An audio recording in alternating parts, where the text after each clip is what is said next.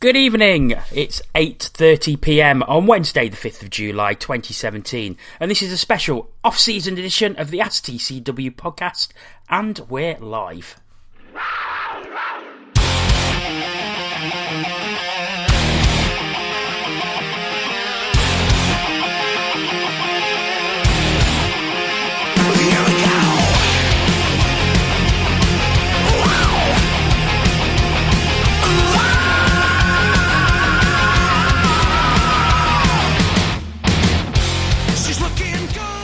Anybody else? Hello and welcome to a special off-season edition of the Ask TCW podcast. My name is Jono Bullard and around the table to discuss the hockey-related questions you've sent in over the past couple of days are Paul Balm.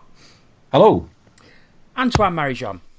Sat in me shirt and pants. Hello. Oh dear. And last but not least, it's Andy Haywood. Hopefully Evening. Appropriately dressed. Yeah, evening. I'm so glad we don't do the TV show anymore. We'll get straight on to the questions. Thank you very much for sending them in over the past couple of days. Absolutely inundated with questions, so we probably will not get through them all. I apologise if you sent in a question and we don't have time to ask it, but we have had in excess of 20 questions sent, so we've got a lot to get through. But we will try and get through as many as we possibly can. If you want to comment on anything that you hear tonight that we discuss or any of the questions that have been sent in, you can do via Twitter, at CatsWhiskersTV on Twitter. Use the hashtag AskTCW and we will monitor that all night. Okay, we will crack straight on with our opening question. It comes from Steelers TV commentator Jonathan Fernley. He says 4 teams will miss the playoffs this year. Despite promising recruitment, do some teams need to be careful with their expectations? Paul? What do you do as a job again, Jono? I work in broadcasting.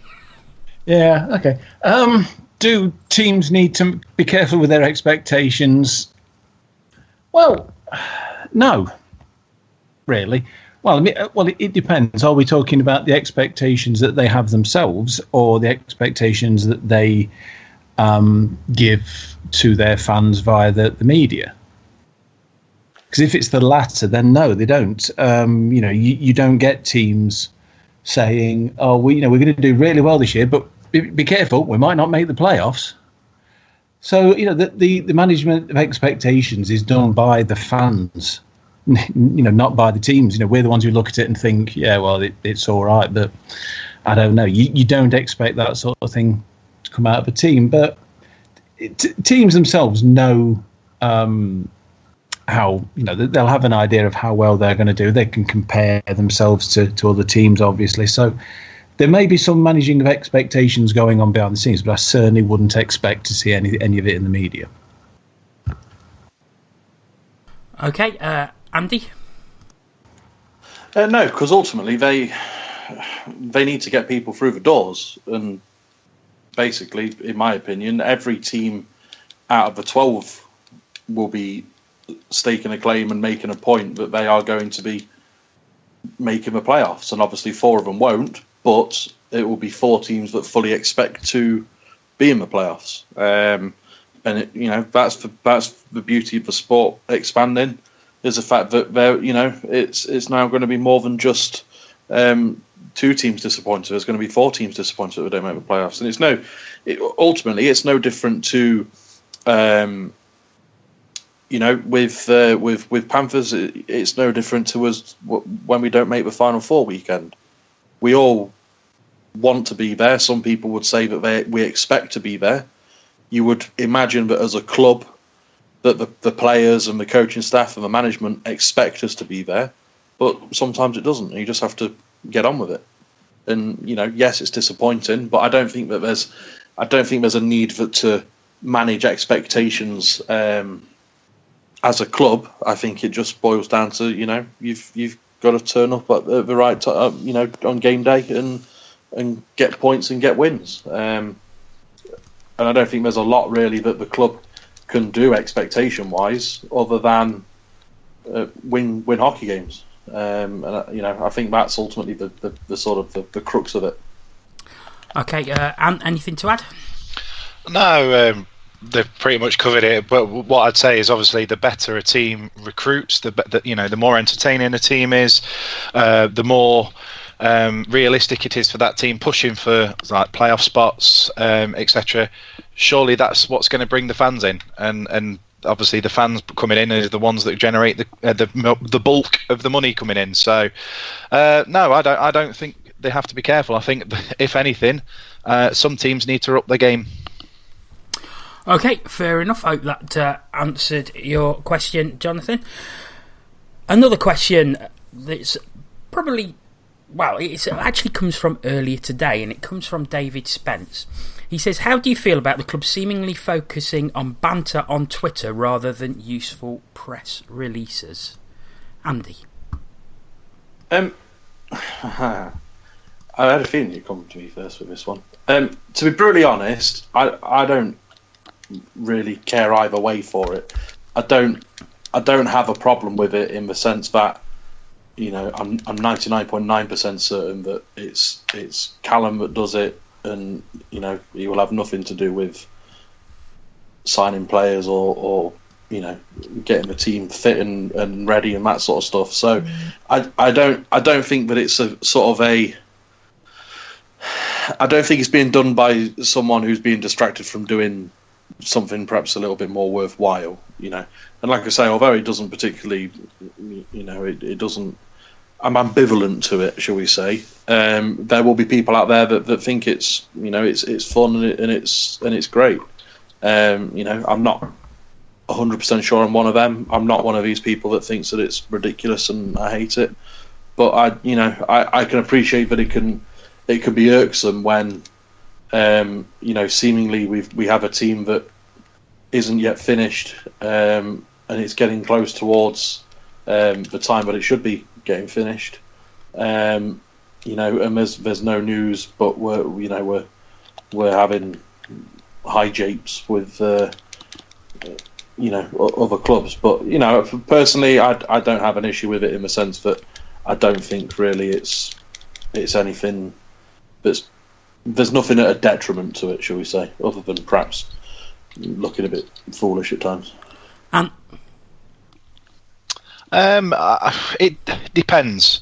I think you know, a little bit of banter on Twitter never hurts anybody, and it's about engaging your fan base and stuff like that. But you've got to be careful, especially when you're an official count, that you don't go overboard. I believe we've spoken about other teams going a little bit, you know, murky waters in the past. So yeah, you have to be careful. But yeah, a little bit of banter is fine by me. Yeah, I mean, Paul, it came originally from a tweet from the San Jose Sharks, and no one's going to accuse them of being unprofessional. Probably not. No, you look at and you can argue that it's a different entity, but you look at sort of the way most of the NHL teams carry themselves in, you know, in Twitter and things like that, and it's a world away from the way that teams over here do. For me, well, let's just say I'm not a fan of it. I think it. Well, I think it's a bit childish, to be honest. Teams chiding each other and, you know, one trying to wind the other one up because Rod Stewart didn't turn up, and you know, it's schoolyard pettiness to me. It's a joke, but what they've got to understand is that not everybody who's looking at these Twitter accounts has got a childish sense of humour. You know, but at the end of the day, when we did that survey earlier in the off season, one of the things that people were crying out for from the Panthers was interactivity. Maybe this is their attempt at it. I mean, I was involved in some of the banter that was going on today because it was about your fault. Yeah, it's my fault. It was about pineapple on pizza, and okay, I just saw it as a bit of harmless fun. And to be honest, from a personal point of view, it was nice to be engaged by the club. And it's something. It's like you've been engaged by the club about pizza. Well, yeah, but it doesn't matter. It's a bit of fan engagement. It's a bit of fun. Now, I totally agree with what you said about. I think it was between Manchester and Brayhead about Rod Stewart not coming, and I think there's been seen a couple of things from the Steelers as well that probably crossed the line a little bit. I agree entirely that doesn't look too good, but I think a bit of harmless fun, a bit of harmless banter never hurt anyone as long as it doesn't overstep the mark. So, and the survey said they want more fan engagement, and this is a way of doing it. Social media is massive now, and it's a way of getting it done. So I personally don't have a problem with it, but yeah, let's just say it's the off season and hope it doesn't continue.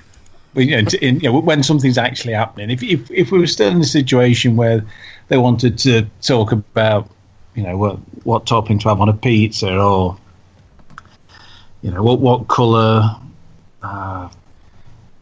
Billingsley's favourite underwear is, or something like that, then in the middle of the actual season, then they're thinking. But you've only got to look at the couple of days before this. There's been 2 signings, and everything has been focused on those 2 signings, which is absolutely right. There's obviously no signing news today, so there was a bit of frivolity, and I don't think there's a problem with that, to be perfectly honest. But different opinions for different people. No, I say different opinions for different people, and that's what makes the world go round. Let's have something serious then. Just keep things going then. Okay. All right, the next question comes from Colin Basford, and he says, where did all the off-ice experts come from who can judge a player before they've even seen them play? And I think this goes back to Monday's signing of Zach Phillips, which he was being completely more or less written off within 5 minutes of his signing being announced. And this is a player at 24 who's played 260 AHL games and a season in the Allsvenskan last season. So where did all the off-ice experts come from? And I think people are bored, aren't they? It's the off season. They've not got any hockey to watch. It did amuse me about the Phillips signing, because if you read the thread on the Cage, it all starts off pretty negative. I was like, I can't believe this guy's top line, blah blah blah. So by the end of the thread, people have actually had a chance to look into him properly, and their main concern now is whether he's going to finish the season, because they think he's going to be too good, so he's going to get snapped up and go to a higher league halfway through the season. I mean, you're right. The guy has played a shed load of games in the AHL, which isn't a bad league, to be fair. I'm very much of the opinion that unless you're signing players you personally know, you can't judge him until you've actually seen him play. It's all right, looking at clips on YouTube and what have you, but unless you've got that first-hand knowledge of a player, then you can't judge him. You've got to give him at least a few games before you think. But saying that though, look back to the Grand Slam season. We had all written off Bruce Graham by Christmas. And then what a season he turned out to have. So even then, it can take a while for players to get running. But no, I don't know. Like I say, I think it's boredom. People haven't got anything better to do. There's no World Cup or European Championships either this year. There's some tennis thing going on at the moment that I'm not that bothered about. That's about it. It keeps people entertained, I suppose. And everybody likes a good moan. Yeah, interesting point you bring up about the Grand Slam season and being written off very early on, and Andy, I saw something from you. I think it was on Facebook that I'll let you explain. I'll have to dig them out again. Basically, my parents were away for the start of the season, so I was keeping them updated by text. And after one of the games towards the end of September, I believe I was highly critical of the team, in which I said that it's probably the worst set of imports I've ever seen. And it's probably, in total, probably the worst Panthers team I'd seen in all the years I'd been coming. I was highly critical of Graham, Ling. Obviously, we were missing Clark at the start of that year. because I think he was having surgery. Weaver got injured, broke his hand. I think I was pretty critical of Pat Gallivan as well. That season wasn't bad. But yes, it was a proper. I quite like the fact that I did it because it's ridiculous. Because it was, by the end of the season, it's the best team I've ever seen, hands down. But it just goes to show that at times, your judgment is clouded by certain things, or maybe they really were just that bad for a bit.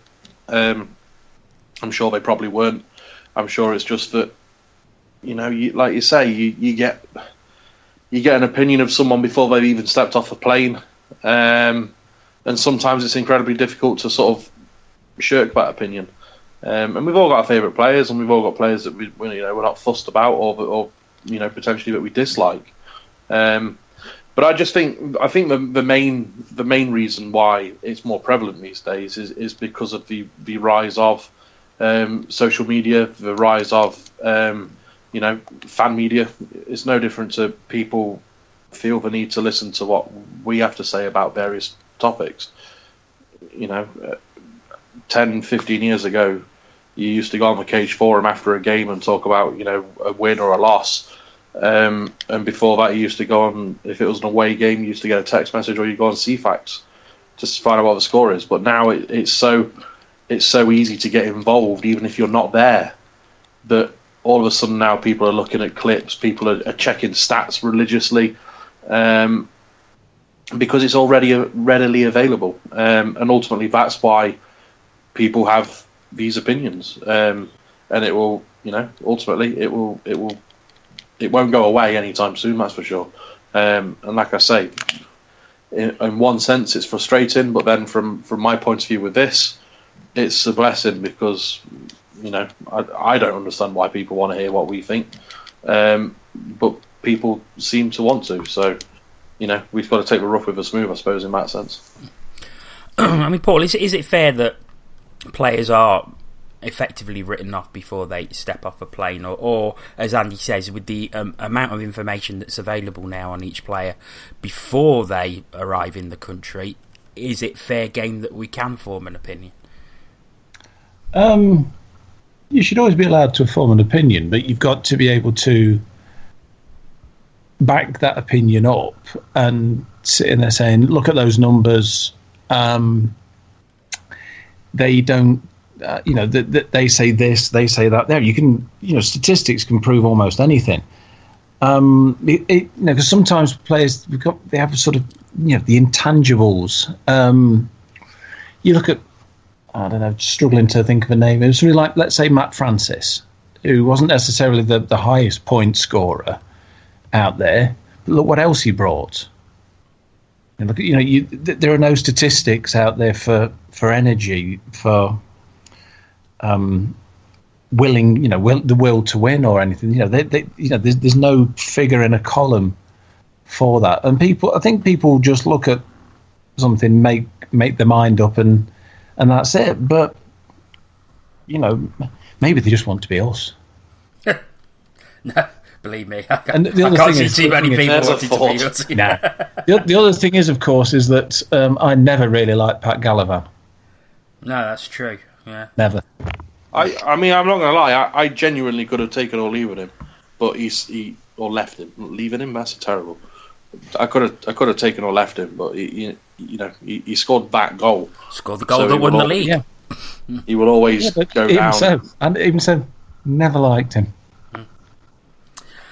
Oh well, we shall move on. I hope. I'm in a contrary mood tonight. I didn't like Jeff Dimon. Let's get that out of there. All right. Before we start character assassinating some players, we'll move on to. Just like to say hello to Pat if you're listening tonight. Based on last season, if we were just going in and naming and shaming players we didn't like, we'd be here for a long, long time. Well, true. Just get a programme, read the names out. Move on. Yes, I think we should. This next question comes from John Casey. He says, for this season's playoff final, how would you settle a tie?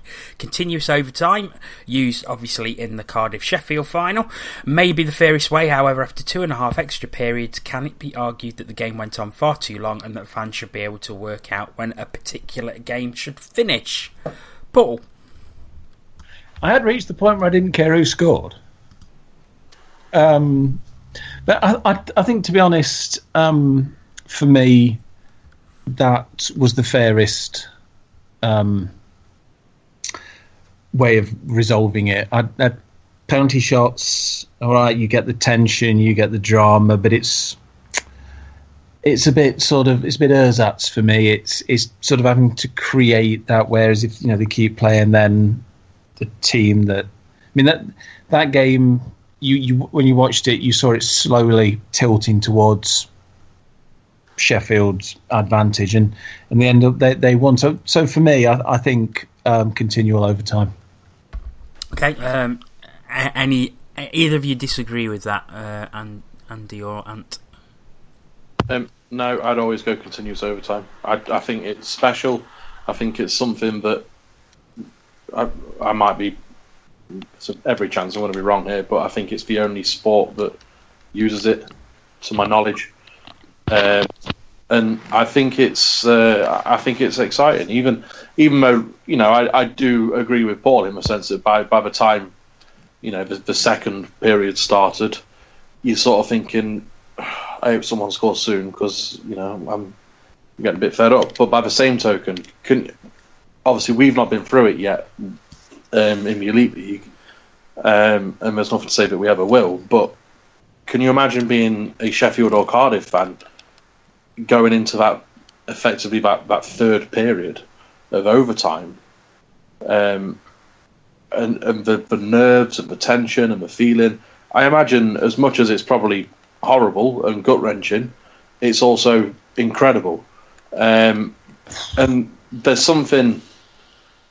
From a neutral point of view, there's something sort of morbidly fun in seeing people give so much and getting nothing out of it.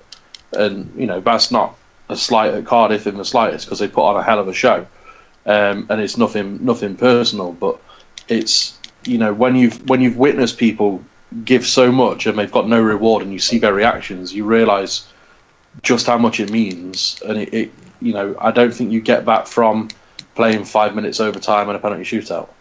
When we won in 06 or 07, was it 07?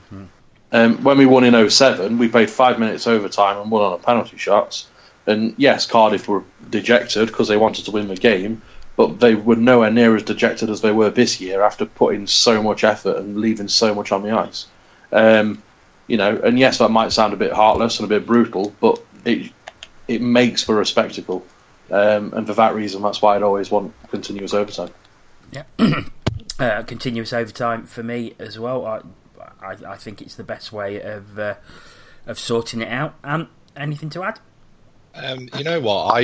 My original thoughts on this was completely opposite to you three. Personally, I'd go 20 minutes 4-on-4, 20 minutes 5-on-5, 20 minutes 4-on-4, 20 minutes 3-on-3, and then if he's got nothing, penalties. But the way Andy talked about it, he's actually won me over. So yeah, we'll stick with continuous overtime. I just find it slightly amusing that the season we moved to 3-on-3 overtime during the regular year was the first time we've used continuous overtime in the playoff final. So we've gone from one extreme to the other. Yeah, good point. Sorry, go on. Just to go back to something Andy said about, it hasn't happened to us. It has. We have had a game that we've won on continual overtime. In 1997, the Manchester... I did say it in the League. Yeah, he did 17 and a half minutes or something. He did. To be fair to Andy, he did say in the Elite League. Yeah. Because I knew that we had, I just didn't... It was well before my time. Yeah, that's what I thought as well. But yes, it has happened. But yes, Jeff Haywood with a short-handed goal. I remember it well. Okay, we shall move on to another question. This one is a Panthers-related question from Neil Fletcher. Should David Ling be our official scout? Ant? Yeah, why not? One of them. I've said before that I'd love us to set up a proper scouting network, and yeah, I mean, it is. I know he's done it in a bit of a fun, because all the players we seem to be signing this season are all from Brampton and have all been recommended by Linger. But what a player, what a character! If we can keep him involved in the club in any sort of way, shape, or form, I'm all for it. Yeah, making the Zamboni driver for all I care. Andy. Well, it depends on a lot of things. Ultimately, if we can get away with having him as our unofficial scout, it surely benefits the club more, because we have to pay him a wage. But no, I appreciate what the question means and stuff. But I just think that it's the way the sport's sort of ran over here. It's a lot to do with who knows who's played with who and who can recommend who at various stages of their career. A lot of the players that we get have all played with, other players in the league or in players in the same team and stuff like that, and that's been going on since, way before I started. But obviously, we do seem to have this spell of, at the moment, of signing players from Brampton. So you got to say hats off to Mr. Ling for putting in a good word, because you got to think that if it really was that bad a place to play hockey, that Linger wouldn't have been backwards in coming forwards of letting people know. So it's nice that he holds us in high regard, and he recommends us to what I imagine are not only his teammates but also friends, unless it's a massive stitch up and he hated Nottingham and he's sending people he didn't like. Who knows? But no, it's it's good to have, and we've seen in the past before that certain coaches have certain players that they talk to a lot, or that they get on well with, and they sort of it's not necessarily jobs for mates or jobs for the boys, but they've seen these players play, or they've played with them when they were younger, and they know a little bit about them.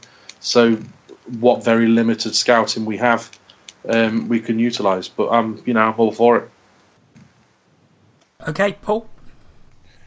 It depends, doesn't it? How good the players that he's recommending to us are. Yeah. True, that's a very good point. I mean, Jeff Brown was obviously a recommendation of his from last season, and he seems to have done okay. Yeah, but one swallow don't make a summer. Cautious as ever. That's what I like. Okay, we shall move on to another question. Again, this is a Panthers-related one. It comes from Lee Constable. The average age of the squad so far is 24. Do you think a young team could win the league, or do we need a few more experienced players now? Paul? Well, I'm not necessarily going to come over all Alan Hansen. I say you can win nothing with a load of kids, but I don't know. It's there's a. I'd like to. I think I'd like to see a bit of experience. We've got. Sometimes you need an old head amongst the others just to keep them on the straight and narrow, or get a bit of experience themselves from. You always learn from the people around you. But at the end of the day, if they're good enough, then then they're old enough. Yeah. And I love the fact that Paul's managed to quote both Alan Hansen and Cloughie in one question. Brilliant. We have got a bit of experience though, haven't we? We've got David Clark, who's coming to the end of his career, and there's not a lot that Clarkey doesn't know about British hockey, especially. Yes, I think I could do with a couple of more experienced sort of top end players for me. But I'm excited to see this new team. I think every signing goes by, I'm getting more and more enthusiastic about the season that's coming. To be fair. Okay, Andy. Yeah, I'd like to see a couple of older sort of been there, done that type of players, just for usually for things like leadership and direction for a younger squad. But we have to wait and see who's coming back. I mean, obviously it's like Ant mentioned, we've got people like Clarkey and Garnett. The players that are coming back, they've yes, they might not be the oldest players, but they've had a season in the league. They know, they know the refs, they know the rinks, they know the majority of the players that are in some of these squads, because there've been quite a few re-signings this year. So there's going to be that kind of experience, and then obviously, apparently Mosey and Lapina coming back seemingly. So obviously that's two other players that are guaranteed. We're signing Lee Jimman as well, so he'll be quite old. That's it. Yeah. So when we get Jimman and Naikar and these elder statesmen, then I'm sure we set up good and proper. What's a Johnny Craighead doing these days, I wonder? We shall leave that one there. But slightly following on from that, a question from Dill 1015 on the cage. He says, how do you feel about this off-season compared to last season so far? I mean, I think, Ant, you've probably already answered this by saying you're really looking forward to seeing the team on the ice, but was that similar to how you felt this time last season?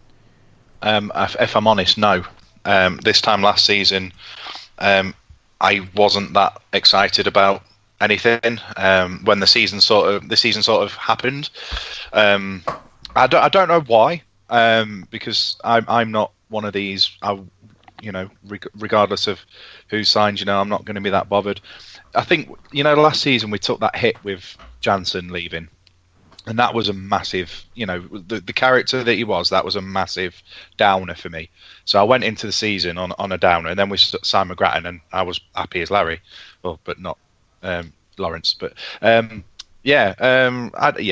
more enthusiastic about this season because I've seen. Obviously, we've dumped a lot of the players that we had that didn't work out last year. Whereas last year we'd re-signed pretty much the squad that, although we finished the season really well, for the vast majority of last season as well, we were crap. And I'm no fan of one particular player, and I wasn't wanting to see him come back. So yeah, I'll leave it there. Paul, you feeling a bit more optimistic? Well, I haven't had my holiday yet. I don't know. For me, a lot depends on those, these next signings. And let's face it, I don't really do optimistic, do I? Good point. Well made. Andy? To be brutal, I'm not going to lie. The past probably 3-4 years, I've sort of not followed it quite as religiously as I used to. I know last season particularly, I sort of not necessarily distanced myself, but I just, I didn't really follow it with that much sort of enthusiasm on the whole. So I would say that I'm probably more looking forward to this season than last season. I'm sure most people know, but for those that don't, obviously, I was more excited about the arrival of my daughter that was coming in October rather than the hockey. So that last summer, like I say, it wasn't that I didn't care or anything like that. It's just that I'd sort of, in my head, I'd got more important things that I was looking forward to. And so I would say that this season I'm probably more excited. Whether that means I'm more optimistic or not, I'm not sure. But I quite like the look of what we've got so far. But I do tend to agree with what Paul says, that I think these last couple of signings could be quite crucial to how our season goes. So sort of cautiously optimistic, shall we say? Yeah, I think I'd agree with that. I think I feel exactly the same way. I'm optimistic in that we made improvements in a lot of areas, especially in net minding. I think the net minding trio that we've got is by far the best in the league on paper, and there's a lot to be far more optimistic about. But I think, like you say, a lot depends on these final four import signings, and I think once we know who they are, I mean, we obviously know two of them are Mosey and Lepine, so depending on the other. So Jim said we've got one left to sign. So Jeremy Yager, isn't it? Oh yeah, of course, yes, Jeremy Yager, he's coming as well. So yeah, well, that's sort of that'll do for me, I think. But no, a lot. In all seriousness, a lot depends on these last four signings. I think if we sign four really good pedigree, good quality players, I think we're in for hopefully for a very, very good season. But we shall see in the next few months. Here's a question, and it's relating to Liam Stewart. It comes from Robert Mansell, who's a Steelers fan. He says, is Liam Stewart hard done to with the import ruling? Of course, Liam Stewart announced the signing for Guildford earlier this week. He, of course, counts as an import despite being born in London and playing for the Great Britain national team, for the simple reason that he didn't learn his junior hockey in this country. So, Paul, I'll start with you. Is it fair? I don't want to talk about it. Oh dear. Of course, somebody has to do a Rod Stewart gag. That's the way it works, isn't it? Is it fair or not? It's difficult, but you've got to have rules. You can't. You can't. Bend them just because somebody happens to be affected by it, and is quite good. So, is he being hard done to? Possibly, but those are the rules. Okay, but rules can be changed, can't they, Ant? They can be. I personally not a fan of this current rule. It's not just for Rod Stewart's kid. Liam Stewart. I just think, how is this country going to get better at hockey if we are basically telling our English players, British players, that you're not, if you want to play in your domestic league, you're going to be counted as one of the foreigners. I don't understand it. I'm not saying that like everybody that plays for Team GB should be counted as a Brit. Certainly under the way the current ruling works, but certainly in like Stewart's case, where he was born over here, just because he trained in the States, that's great for him. He's had a good upbringing. There must be tons of kids out there, hundreds, 200 kids out there that are doing exactly the same thing as him, and because of that rule, we'll never either see him play over here, or they won't be allowed to play. They won't be able to play over here because of the limit on the imports. I just think it's ridiculous. I think it should just go on your nationality, and that's it. Done. Andy? I actually agree with the rule in principle, because it stops your dual nationals just all of a sudden becoming British players in the league instances, and then that's how you get around the the import limit. So you think of some of the players that we've had in sort of recent years that have qualified for GB, and you're looking at people like Nielsen, you're looking at Mosey, Rod Sarich, Nathan Rempel, Greg Chambers, players like that, where all of a sudden they'd be classed as Brits. So but in Mosey's case, though, it is genuine because his dad is his parents are British. I will get on. I will mention that because obviously that's the side I don't agree with. But I do genuinely think that the rule is there for a very good reason, because it then just becomes an arms race for the bigger, richer teams to sign, I don't know, say 6 imports, class them as Brits, and then sign 13 imports and effectively have a team full of imports, and legally have a team full of imports. So I do get the rule, and I do agree with it to a certain extent. However, if you're born in this country, and you hold a British passport and your parents are British, then I don't get it at all. I don't understand it. I appreciate that it's to stop these people who are import quality just becoming Brits. But there was a time when the league was full of people like in their prime, Clark, Tate, Shields, Tony Hand, and they were all in their prime, and they were all fantastically good. But I don't understand the difference between, because realistically as well, it's not a slight on Liam Stewart, because I think he's a very good player, but all of those players in their prime are better than Liam Stewart.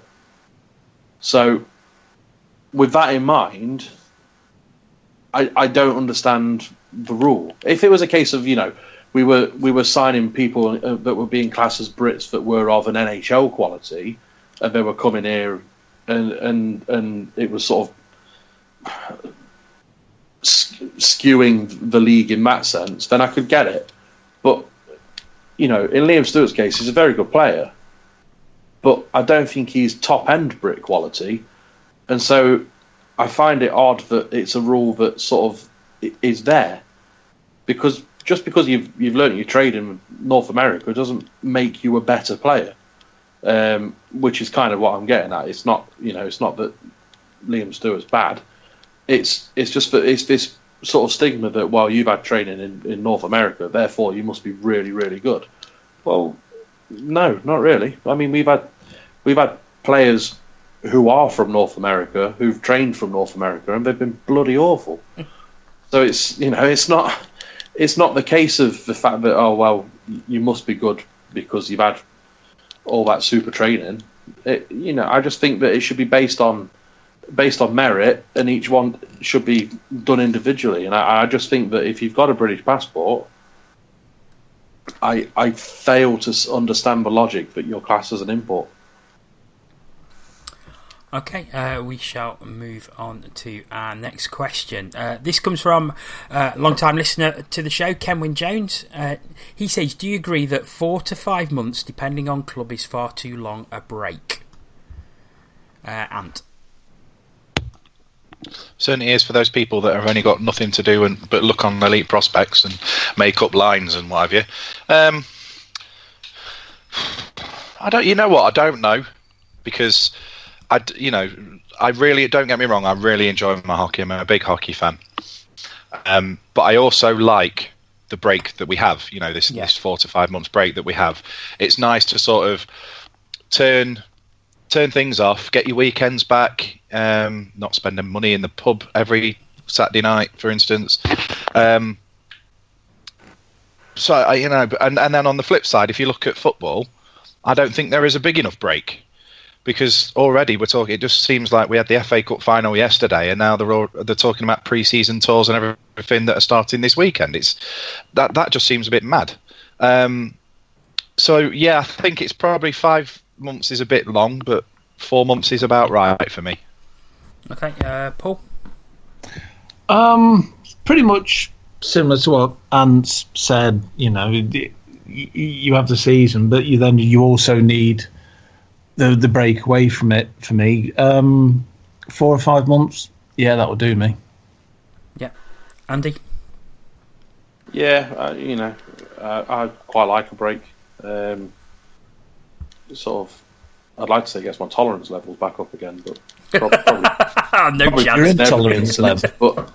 But no, it's nice to do some other things and spend a little time with other friends or family and stuff that you don't see quite so often during the season, because you've got games and stuff, and it's one of them things. Ultimately, no matter how long or short it was, there'd always be an argument for or against whether it was long enough or short enough. I quite like the length of the break. I wouldn't change it. Obviously, I presume that if we did ever get, and we won't, but if we did ever get a longer playoff series, that perhaps, for certain teams you might find that it finished in May, perhaps, rather than April. But I think the overall the sort of the break that we have at the moment is quite nice. Okay. I think one of the other things you've got to consider is that Kenwyn's a Cardiff fan, And after the season they've just had, they'll be a lot more excited about the start of this season than us Panthers fans probably are. Yeah. To be fair to for the Cardiff and Sheffield fans, that overtime period at the end of the playoffs went on longer than our success in the season. So, yeah, they're probably absolutely buzzing. Okay, going back to a Panthers question. This comes from @_MB46_ on Twitter.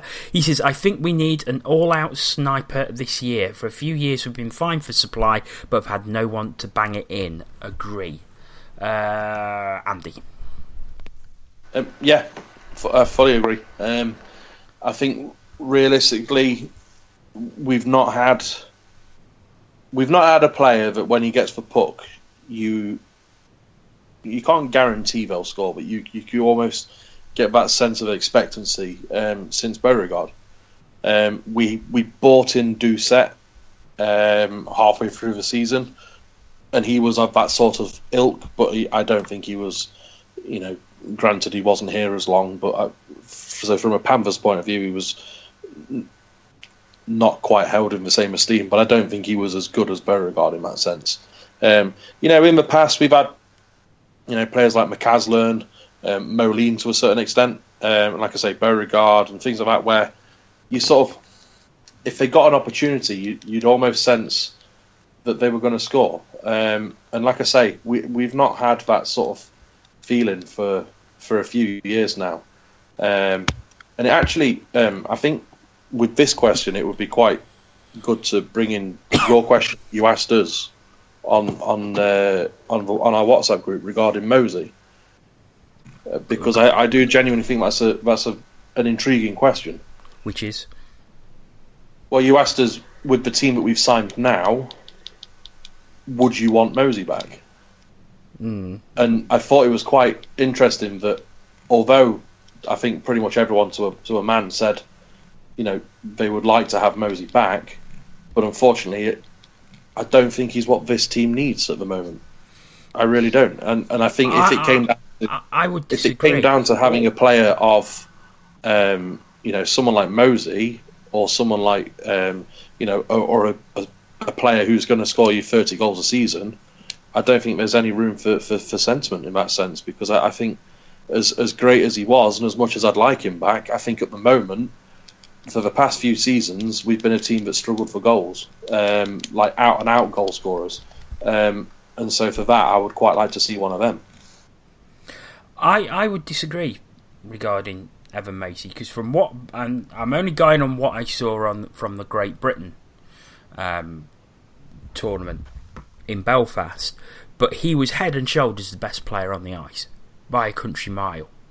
And he's still got the speed, but he seems to have developed much better handling skills, much better scoring skills. I think he would complement a first line. I think he could easily hold down a first line berth in this team. But that is just my opinion. I think he's got all the skills to do it. And I think after that year, the year he's had in the AHL, personally, I don't think it will happen, because I think he is too good for the Elite League now. I think he's taken his game to another level after the year he's had in the AHL. So I would be very, very surprised if we saw him back. To be perfectly honest, I mean, I hope we do, but I think if we did, I wouldn't have a problem with him being on the first line. I wouldn't have a problem with it. I just personally think that I would rather us try and attract a more proven goal scorer. But we still got 3 import forwards to sign. Yeah. But I don't know. Anyone else want to comment on that? You see, I don't want to see him back, but purely for your reasons, Jono.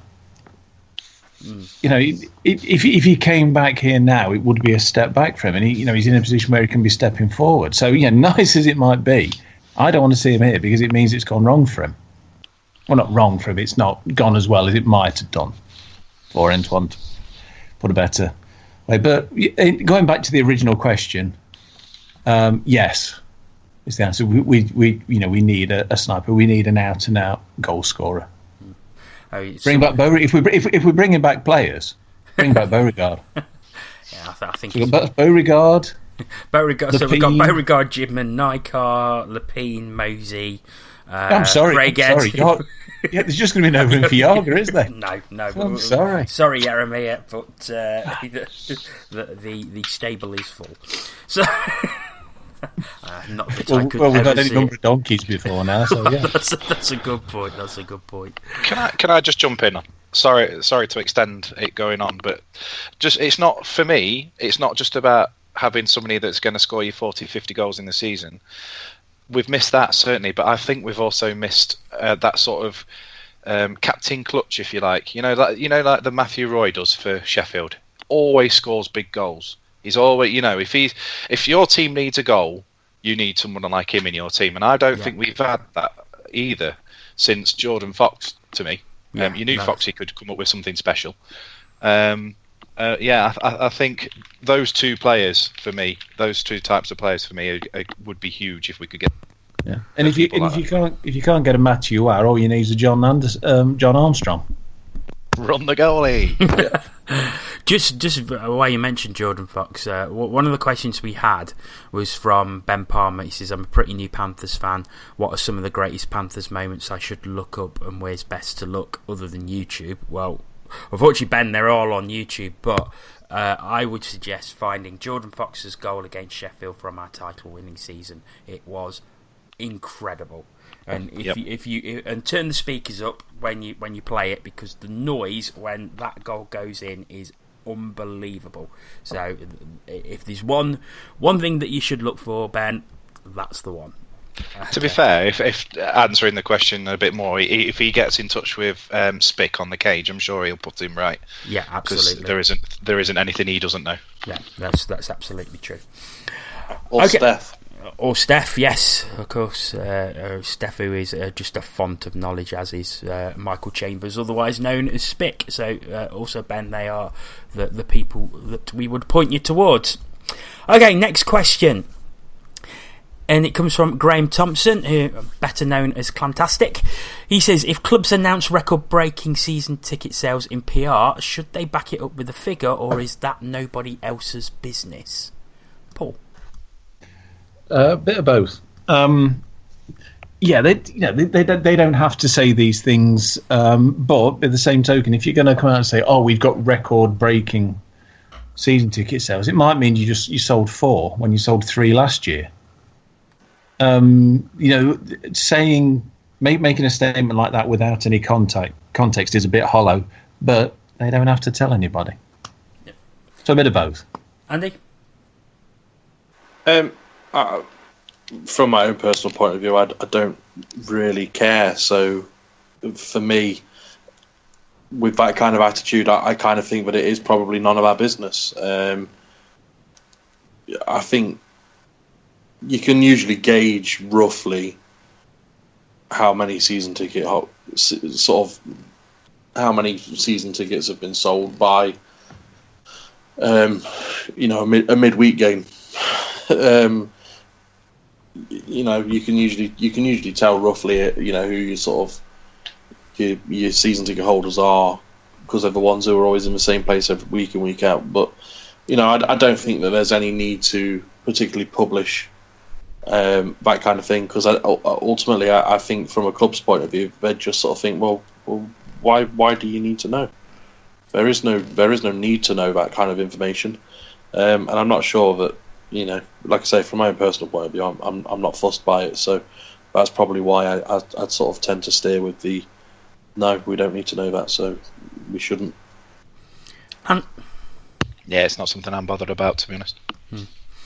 From my own personal point of view, I like stats and numbers, so I would be interested just from a curiosity point of view, but it's not something I'm going to lose sleep over if I don't know what it is, to be honest. So that is my take on it. Okay, we have got 3 questions left, and this next one comes from Jimmy Bates. He says, thoughts on Guildford Flames and MK Lightning signings so far, and how well do you think they will do? Andy, I'll start with you, but I suppose we need the caveat that it is difficult to say how well they're going to do when the squad, most of the squads are probably half signed at the moment. It is, but I think they've started incredibly promising. I think both teams have got some really good signings. Both teams have got plenty of league experience in their teams. I'm quite hopeful for them. I don't think, if I'm putting my neck on it, I don't think both teams will make the playoffs, but I think one of them will. And I don't know which one, because like I say, at the moment, currently, there's still quite a few rosters out there that haven't been completed. But I just have a feeling that at least one of them will make the playoffs this year, because currently, like I say, both teams are recruiting really quite well. And it's exciting times for not only them but also for the other fans of the league, because it's new teams, it's really interesting. So yeah, I'm quietly confident and quite hopeful that they'll be somewhat of a success this year. I appreciate that there's a long way to go before they're going to be challenging at the top, I think, but I just think that so far they've recruited really well, and I'm intrigued to see how they do. But I just have a feeling that one of them will get in this year. Okay, Paul. Yeah, I think Andy's right, and you said they've started well, but it's it'll be a case of seeing once we see the full squads. But who knows what's left in the coffers for the rest of the thing. I mean, I think Milton Keynes, especially made some interesting sign. I think Boxall is a really good fit for both of them. He'll get a chance to work under Russell there, and I think that's will do him the world of good, and them signing Doucet as well, I think could be a key signing. Okay, and yeah, pretty much the same. I think Nickerson and Doucet for Milton Keynes are huge signings. Doucet's going to score you goals regardless. If he can stay fit, he'll score you goals. But they've got a couple of decent British players as well. You've already talked Boxy. They've got Lewis Hook, who we know a little bit about as well. I've always rated him. I think they'll struggle with the goalies. I don't see much in their goalie at the moment, whereas Guildford have got our old mate Brian. So if you're going to build from the back, that's not a bad start. And I always thought Ratchuk at Sheffield was decent last year. I think he'll be a good player for him. But yeah, it's still early days. But I'm going to go with Andy. I'm going to say one of them will make the playoffs, not the other. Okay, fair enough. Last couple of questions, and this next one's quite a meaty one. It comes from Nick Eddis on the Cage. He says, with the recent signing of Zach Phillips in mind and the worry on the Cage that there must be something terribly wrong with him to now be playing in our league at 24, what's your opinion on the standard of the Elite League? With Panthers winning the Continental Cup last season and beating DEL side Hamburg not that long ago in the CHL, is the Elite League still the backwater league of Europe, or does it now deserve a little more respect, including from fans within the league? Paul.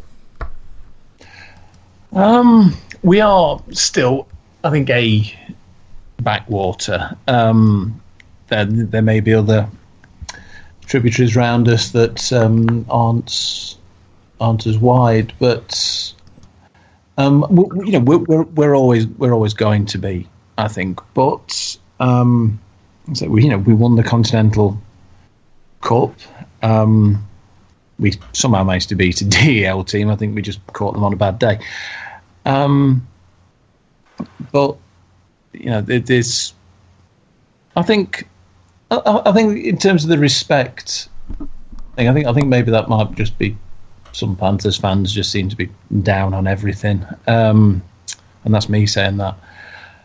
But I don't know really. I think we're slowly getting past the they play ice hockey in Britain sort of attitude, but I also think we'll always be fighting an uphill battle. Okay. And I think the standard of play is certainly getting better and better every year. I would probably put us on par with some of the better leagues in Europe from our perspective. So I'd certainly think we're better than the Italians and the French, even though they constantly seem to get seeded above us in European competitions. I just think there's a hell of a lot more that this league can do, and that's the teams and the league as a whole, to promote ourselves better. And I think in that respect, we're far away from competing. But certainly the players that are coming in, the standard of play, like I say, it wasn't a fluke that we won the Continental Cup last year. We went in, you saw it, we were the ranked outsiders for the semi-finals and the final. Yet we were really good in that tournament. We played some really good hockey, and yeah, it was a great moment when we beat Hamburg. Again, yeah, I think we caught them on a bad day. There's no doubt about that. But you've seen since then that Bray had won a game the following season. Sheffield finally won a game last year. Hopefully, both us and Cardiff will do well again this year. The better we can do in Europe, the better the standing of the league's going to do. But I just think we are being held back, not by the actual play of the teams, it's by what goes on around it, and I think we can do a lot more in that regards. Andy? I think we're slowly getting there again. I do think there's obviously with our team this season it's slightly different because we've said from the outset that we're going to go younger. But I think if you look around the league, you look at the caliber of player and the quality of CV. I think it's better than it has been in the Elite League era. But with that in mind, I also think it's been a lot older than it has been in the Elite League era. You look at people like David Ling, Derek Walser in Belfast. Some of the real sort of standout high quality experience in sort of AHL, but also in Europe particularly. Yuri Kolnick, players like that, they were all of a certain age before they get here. And I think that it will take time before that age starts to come down a bit. I don't think we'll ever see the likes of, realistically, well, ultimately, you're not going to see the likes of players with, vast experience in CVs, age 24, because realistically, they've not had the time to get the vast experience. But that doesn't necessarily mean that they're not as good a player. I think, like I say, I think we're getting there again. I think not necessarily the quality of the league, but I think the standard of the teams within the league and how competitive it can be. I think that helps because it keeps, yes, there's always a bit of a divide in the sense that, there's always there's the big five as they're called, and obviously there's the other teams around as well that sort of flitter around the same sort of positions. But I think with the expansion, and I think that most teams have sort of not necessarily a rival as such in sort of animosity, but they will have teams that they will look at as being rivals for competing for points. So, in the hunt for the playoffs, in the hunt for pinching, sixth place instead of finishing seventh, that sort of thing. There are competitiveness across the league in picking points, and I think that in its own right only serves to make this league better. And make it more competitive, and I think that we're, like I say, I think that we're getting there. I don't think we're anywhere near it was when I first started in the ISL days. I think we've got a fair way to go before we get to that kind of quality again. But I do think that certainly the past probably 3 years, maybe 4 years, we've noticed a trend of attracting perhaps a far better calibre of hockey player. Like I say, but the detriment to that seems to be that they usually come slightly crocs and slightly past their prime. Okay. Time for one final question, and that comes from Yotes, who's one of the moderators on the Cage, and he says quite simply, how much should a pre-season friendly cost? And depends on the opposition. I think if you go by our home friendlies, for the teams that we're going to see regularly throughout the season, I wouldn't be charging more than sort of £5 to £8. I think you can charge a little bit more for Crefeld, probably up to a tenner. I certainly don't think it should be full price, and I've said this, I've been quite vocal about this in the past. So yeah, that's how I'd do it. Paul? I think they should knock £1 off for every player that isn't there. So everybody would be going in for free? I think they'd be giving us money, wouldn't they? I'd probably about a tenner at most, and do some sort of deal for kids. That way, you know, make it easier for make the it's only Cardiff, we're going to see them X number of times again. Half the team's not going to remove that argument by making it cheaper. Simple as that. Okay, Andy. I think probably between 10 and 15, but I do think that they should look at doing not a not a season ticket, because obviously it's only a few games, but a pre-season ticket. Yeah, a pre-season ticket, like a deal. If you buy, how many have we got? 2 or 3 home pre-seasons? 3, I think. 3. So you say it's £13 for a ticket, or you can come to all 3 for £30. Something like that. A deal that's going to entice a few people, because they'll think, well, we probably will end up going to all 3 because it's the start of the season. We're all really excited. We'll go now before the season's collapsed. But I just think that I think full price is asking too much, because it is effectively just a training session. It's about getting fit, and particularly them games like have been mentioned, where it's against teams that we're going to be seeing, let's face it, far too much of anyway. Then I think there's got to be some sort of deal. But I think certainly with teams like Crefeld, and when you get new teams or foreign teams coming over for pre-season, they always get a bit of interest, because it's it's something different, something new. So I just think that with that in mind, I figure that less than full price for the tickets, but perhaps a really good deal for going to more than one game. A bit, because if I'm right, we did a really good deal for the Continental Cup. I can't remember what it was, but when we hosted the Continental Cup, I seem to remember. Yeah, I think it was that we did a really good deal for that. £45 for all the games. So yeah, I think essentially they said it was £15 for the Panthers games, and the sort of afternoon games were effectively free. Yeah, so. And I appreciate, but obviously there's a lot less hockey, because ultimately you're only getting 3 games as opposed to 6.